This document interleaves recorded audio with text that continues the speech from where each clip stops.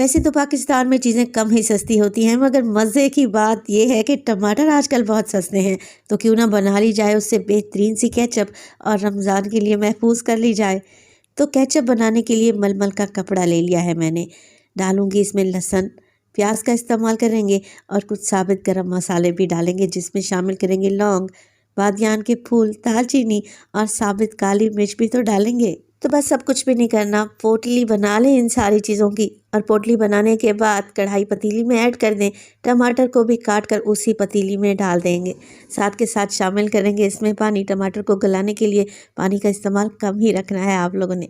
Cover लगाएं और टमाटर को पकने के लिए चढ़ा दें जब तक ये नरम नहीं हो जाते। तो टमाटर हैं, इन्हें सॉफ्ट होने में, गलने में टाइम ही कितना लगता है। जैसे ही टमाटर गल जाएं, जो पोटली हमने बना कर रखी हुई थी उसे निकाल दें और टमाटर को पीस कर इसका पेस्ट बना लें और किसी छलनी में डालकर इसके छान लें, ताकि बीज और छिलके अलहदा हो जाएं। अब टमाटर की प्यूरी में डालेंगे नमक, चीनी, सिरका। इसके अलावा शामिल करेंगे मोटी कुटी हुई लाल मिर्च, और मैं इसमें लहसुन पाउडर का भी इस्तेमाल कर रही हूँ।